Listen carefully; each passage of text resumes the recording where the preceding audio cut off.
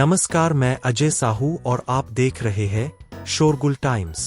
कहानी सीक्रेट अमीरजादा के इस एपिसोड में आहान श्रीकांत को 3 करोड़ रुपए देकर जमीन का मैटर सॉल्व कर देता है। इससे शैलेश के पिता को गुस्सा आता है। वो थैंकफुल भी होते हैं पर जताते नहीं है। नीतू और शैलेश के पिता आपस में बात करते हैं जो आहान को समझ नहीं आती। तभी वहां शैलेश आ जाता है। नीतू उस बूढ़े आदमी को सोचने के लिए 1 दिन का टाइम देकर चली जाती है। आहान नीतू से पूछता है कि ऐसा क्या है जिसके लिए 2 ग्रैंड मास्टर्स को टीम अप करना पड़ रहा है। हर बार की तरह इस बार भी आहान को कोई जवाब नहीं मिला। उसे हमेशा से लगता था कि उसकी ही पर्सनालिटी ऐसी है, पर अब उसे नीतू से मिलकर ऐसा लग रहा था जैसे उससे भी ज्यादा काम और कोल्ड लोग हैं इस दुनिया में। नीतू चुपचाप कार की तरफ जा रही थी, तभी पीछे से आवाज आई, गाइस वेट। शैलेश उन दोनों को रोक रहा था। नीतू तो नहीं रुकी पर आहान रुक गया।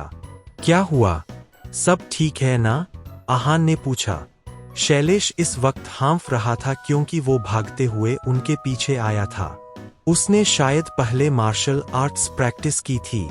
शैलेश ने सांस लेते हुए कहा, पापा ने कहा है कि उस यंग लेडी को बोल दो कि 1 दिन काफी है। कल उन्हें उनका जवाब मिल जाएगा।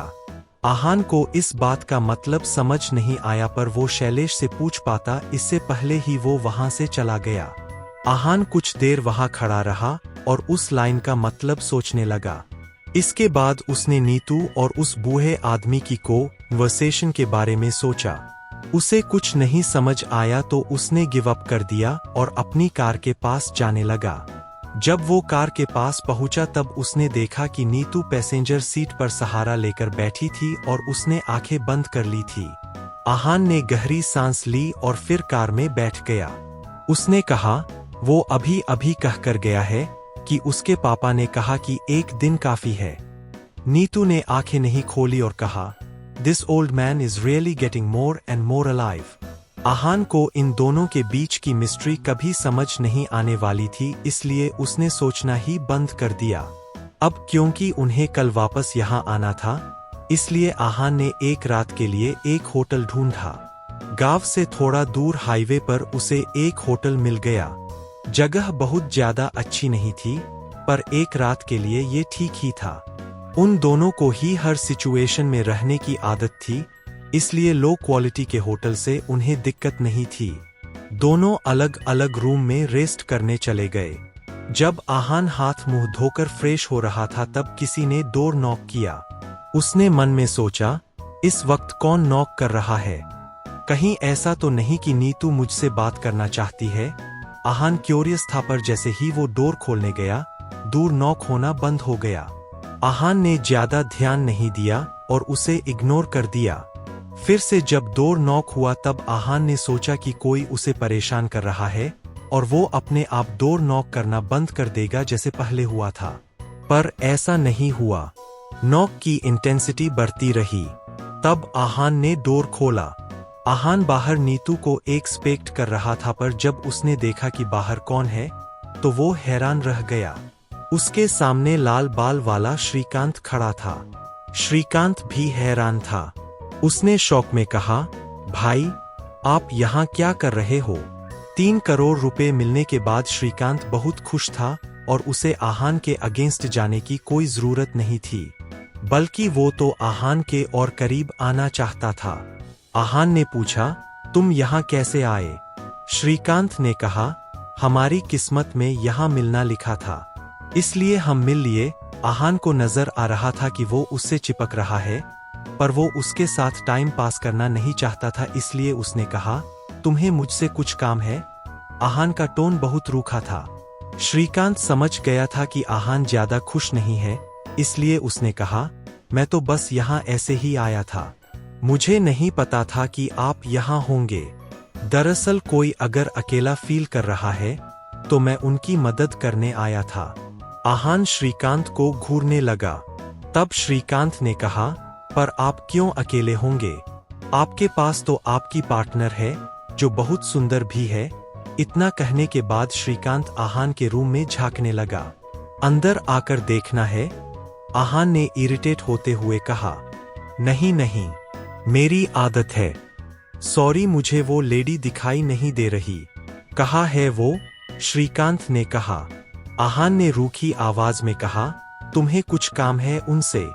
नहीं। सॉरी। श्रीकांत इस वक्त आहान की तीखी नजर से बहुत डर गया था। इस बार तो मैं तुम्हें माफ कर रहा हूं, पर अब मेरे डोर पर नॉक करने की गलती मत करना, आहान ने कहा और डोर उसके मुंह पे बंद कर लिया। रूम में आने के बाद वो बेड पर लेट गया और नीतू और उस बूढ़े आदमी के बारे में सोचने लगा। वो सोच रहा था कि नीतू को क्या जवाब मिलेगा और ऐसा क्या है जिसके लिए 2 ग्रैंड मास्टर्स को टीम अप करना पड़ रहा है। ये सोचते सोचते 30 मिनट बीत गए और जैसे ही आहान को नींद आने लगी तो फिर से किसी ने उसके दरवाजे पर नॉक किया। वो इरिटेट हो गया था और अब उसे रियलाइज हो रहा था कि ऐसे छोटे होटल्स में क्या प्रॉब्लम्स होती है। वो झल्लाते हुए उठा और उसने दरवाजा खोला। उसके सामने फिर से श्रीकांत था। उसने तुरंत कहा, भाई प्लीज मुझे बचा लो। आहान ने पूछा, क्या हुआ? क्या चल रहा है यहाँ पर? भाई प्लीज मेरी मदद करो, कोई मुझे मारना चाहता है, उसके हाथ में चाकू भी है, प्लीज मुझे बचा लो और यहाँ छुपने दो। ये बोलते ही श्रीकांत बिना उसकी परमिशन लिए उसके रूम में घुस गया।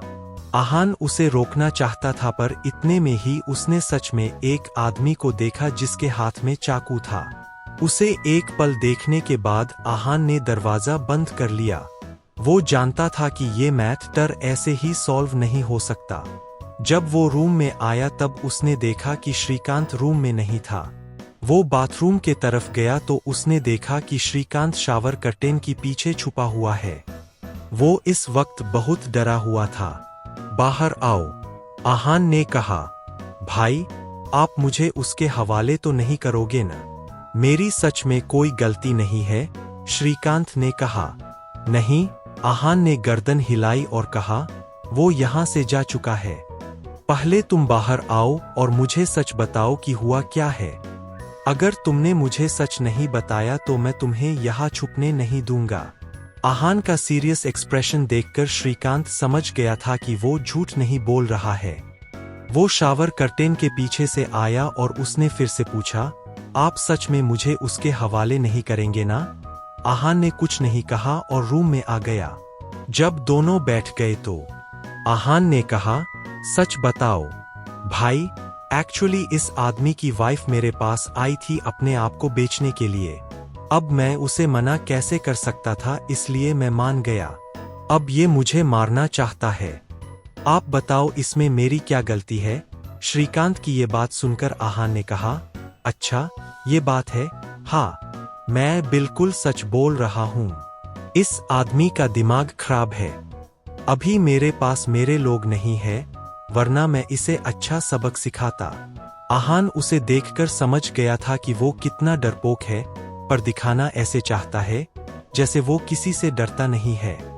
आहान को इस मामले से कोई लेना देना नहीं था और ना ही उसे श्रीकांत के यहाँ रहने से कोई दिक्कत थी, इसलिए उसने कहा, ठीक है तुम यहाँ रुक सकते हो, वो यहाँ से चला जाए तो तुम भी चले जाना।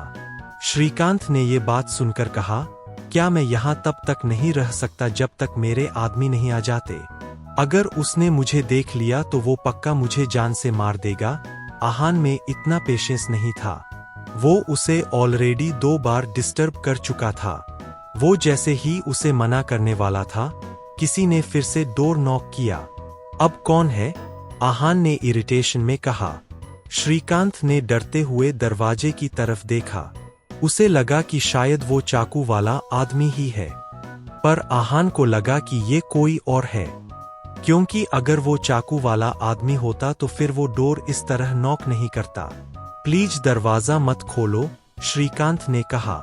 कोई प्रॉब्लम क्रिएट ना हो इसलिए आहान ने कहा, बाथरूम में छुप जाओ, जब तक मैं कुछ ना बोलूं बाहर मत आना। दरवाजा खोलने के बाद आहान ने जिसे देखा वो हैरान हो गया। उसके सामने इस वक्त शैलेश खड़ा था। उसने पूछा, आप यहाँ क्यों आए हैं? और आपको कैसे पता कि मैं यहाँ हूँ? आहान ने सोचा कि शैलेश को कैसे पता कि वो वहां पर है। पर जब आहान ने उसके एक्सप्रेशन देखे तब उसे एहसास हुआ कि शायद वो किसी और को ढूंढ रहा था और उसे भी आहान के मिलने की उम्मीद नहीं थी। It is a coincidence. मुझे नहीं पता था कि तुम यहाँ हो। शैलेश की ये बात सुन आहान ने कहा, आपको नहीं पता था मैं यहाँ हूँ? नहीं, मैं किसी और को ढूंढने आया हूँ पर मुझे तुम मिल गए। शैलेश ने जब ये बात बोल दी थी तो फिर आहान को भी ज्यादा डाउट करने की जरूरत नहीं थी। उसने पूछा, तो फिर आप किसे ढूंढ रहे हैं? आपने मेरे डोर पर नॉक क्यों किया? शैलेश ने कहा, मैंने अपने दोस्त को यहाँ आते हुए देखा था। मुझे आइडिया नहीं है वो किस रूम में गया है, इसलिए मैंने बस तुक्के से तुम्हारे दरवाजे पर नॉक कर दिया। शैलेश बहुत कन्विंसिंग तरीके से बोल रहा था, पर वो ज्यादा कुछ बताना नहीं चाहता था, इसलिए आहान ने भी पूछा नहीं। पर तभी आहान को डाउट हुआ कि कहीं वो श्रीकांत को ढूंढने तो नहीं आया, इसलिए उसने पूछा, क्या आपके दोस्त के लाल बाल है? आहान के श्रीकांत के बारे में इसलिए पूछा था क्योंकि उसका शुरू से ही उसे बचाने का मन नहीं था। उसकी नजर में श्रीकांत भी कोई अच्छा आदमी नहीं था। उसे शैलेश को उसके बारे में बताने में कोई प्रॉब्लम नहीं थी, पर शैलेश ने मना कर दिया। जब शैलेश ने मना कर दिया था तो फिर उसे आगे बात करने की जरूरत नहीं लगी। दोनों ने एक दूसरे को सी ऑफ कर दिया और आहान ने दरवाजा बंद कर लिया। इसके बाद उसने श्रीकांत को भी वहां से जाने के लिए कहा। आहान ने कहा, अब वो आदमी बाहर नहीं है, तुम सेफ हो और यहां से जा सकते हो, प्लीज। श्रीकांत अपनी बात कह पाता इससे पहले आहान ने कहा, नो प्लीज, अपने लिए दूसरी जगह ढूंढ लो। आहान ने उसकी एक बात नहीं सुनी और उसे वहां से जाने के लिए कह दिया। उसे फाइनली शांति मिल गई थी। रात के आराम के बाद जब वो सुबह उठा तब उसे पता चला कि होटल में किसी का मर्डर हो गया है। सायरन बजाती हुई एक कार होटल के एंट्रेंस के बाहर आकर खड़ी हो गई। आहान ने ज्यादा ध्यान नहीं दिया क्योंकि उसके पास और भी दूसरे मैटर्स थे सॉल्व करने के लिए। वैसे भी ऐसे मर्डर्स होना तो कोई बड़ी बात नहीं थी। इंटेरोगेशन की वजह से कोई भी दोपहर तक बाहर नहीं जा सकता था। इस बीच आहान को पता चल गया था कि किसका मर्डर हुआ है। आखिर उस होटल में किसका मर्डर हुआ होगा? आगे जानने के लिए बने रहिए हमारे चैनल शोरगुल टाइम्स के साथ। बस इसी के साथ यह एपिसोड समाप्त होता है। इस एपिसोड को आगे बढ़ाते हुए कल फिर मुलाकात होगी। आज के लिए बस इतना ही। अब कल तक के लिए इजाजत। नमस्कार, धन्यवाद।